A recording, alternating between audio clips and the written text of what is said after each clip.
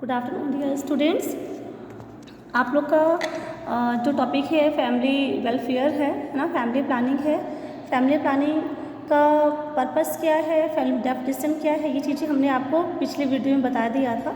अभी आज आपको जो बताना है वो है कॉन्ट्रासेप्टिव डिवाइस, है ना। कॉन्ट्रासेप्टिव डिवाइस कौन कौन से होते हैं, कितने प्रकार के होते हैं, वो चीज़ें हम आपको बताएंगे। अगर आपने कॉन्ट्रासेप्टिव डिवाइस जो क्लासिफिकेशन है अगर आपने उसको अच्छे से पढ़ लिया तो आप उसको डिटेल में लिख सकते हैं, है ना। तो इसमें ये आपका दो तरह का होता है ना। एक क्या होता है, आपका टेम्परेरी मेथड होता है, एक आपका होता है परमानेंट मेथड होता है। जो क्लासिफिकेशन ऑफ कॉन्ट्रासेप्टिव मतलब जो गर्भनिरोधक है साधनों का कितने प्रकार में वर्गीकृत किया गया है, जिसमें से आपका दो तरह है, टेम्परेरी मेथड और परमानेंट मेथड। ठीक है, तो टेम्परेरी मेथड को भी कितने भागों में डिवाइड किया गया है, 4 भागों में डिवाइड किया गया है ना। एक है आपका बैरियर कॉन्ट्रासेप्टिव मेथड, दूसरा आपका इंट्रायूट्राइन कॉन्ट्रासेप्टिव मेथड IUD मतलब, एक है आपका हार्मोनल मेथड और एक है आपका प्राकृतिक कॉन्ट्रासेप्टिव, है ना, मतलब नेचुरल कॉन्ट्रासेप्टिव है आपका ये। तो जो टेम्परेरी मेथड होते हैं मतलब अस्थायी, मतलब कुछ समय के लिए, है ना। तो इसमें इसको जो कितने भागों में डिवाइड किया गया है, सबसे पहला हमारा बैरियर आता है ना, मतलब अवरोधक गर्भरोधक साधन जो कि रुकावट पैदा करता है। तो जो बैरियर कॉन्ट्रासेप्टिव मेथड है वो भी 3 प्रकार के होते हैं, इसको 3 भागों में डिवाइड किया गया है। एक है हमारा फिजिकल, एक है हमारा केमिकल और एक है हमारा कंबाइंड। ठीक है, तो जो फिजिकल है उसमें क्या क्या आता है, तो जो फिजिकल है उसमें मेल कंडोम आता है, फीमेल कंडोम आता है, डायफ्राम है, विजाइनल गर्भनिरोधक स्पंज है ना। तो जो फिजिकल में कौन क्या क्या आता है, फीमेल कंडोम और मेल कंडोम है, डायफ्राम है और विजाइनल गर्भनिरोधक स्पंज होता है। और केमिकल में क्या होता है कि फॉर्म टैबलेट्स आते हैं ना, टैबलेट्स होते हैं ना आपके form tablets, tablets in the sense मतलब जैसे माला एन माला डी।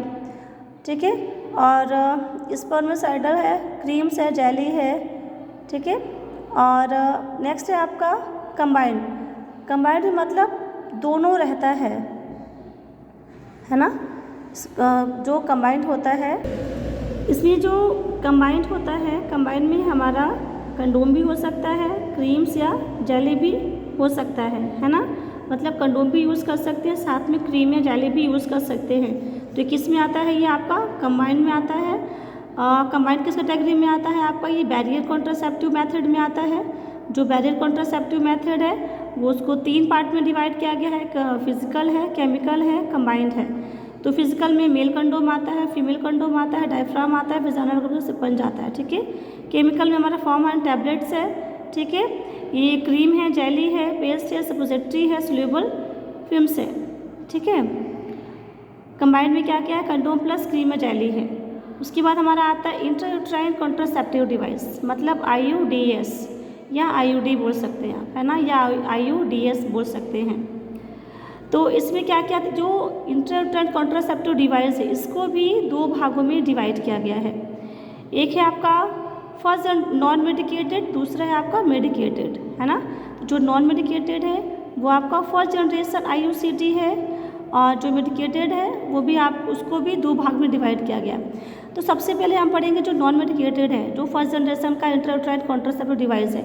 इसमें पहले क्या होता था, लिम्पस लूप। ठीक है, लिम्पस लूप है, ये लिम्पस लूप पहले यूज़ करते थे जो नॉन मेडिकेटेड होता था। उसके बाद है मेडिकेटेड, मेडिकेटेड को भी 2 भागों में डिवाइड किया गया। एक है आपका सेकेंड जनरेशन IUCD और फिर थर्ड जनरेशन IUCD। तो जो सेकेंड जनरेशन IUCD में है उसमें आपका कॉपर टी है, कॉपर टी 200 है, कॉपर टी 200C है, कॉपर टी 200A है, नोवा टी है और मल्टी लोड है। ठीक है, मल्टी लोड CU 375 है। और आपका जो थर्ड जनरेशन IUCD है उसमें प्रोजेस्टेरॉन है, प्रोजेस्टर्स है, प्रोजेस्टेरॉन स्टर्ट LNG 20 है। ये आपका जो प्रोजेस्टेरॉन लेवल होता है ना, जो प्रोजेस्टेरॉन एस्ट्रोजन जो हार्मोन्स होते हैं उसकी लेवल को कम करना, ये उसके लिए होता है। डिटेल में इसको हम बताएंगे। फिर उसके बाद है आपका हार्मोनल मेथड। ठीक है, जो हार्मोनल मेथड है इसको भी 2 भागों में डिवाइड किया गया है, जो हार्मोन्स को कंट्रोल करते हैं। तो पहला है हमारा ओरल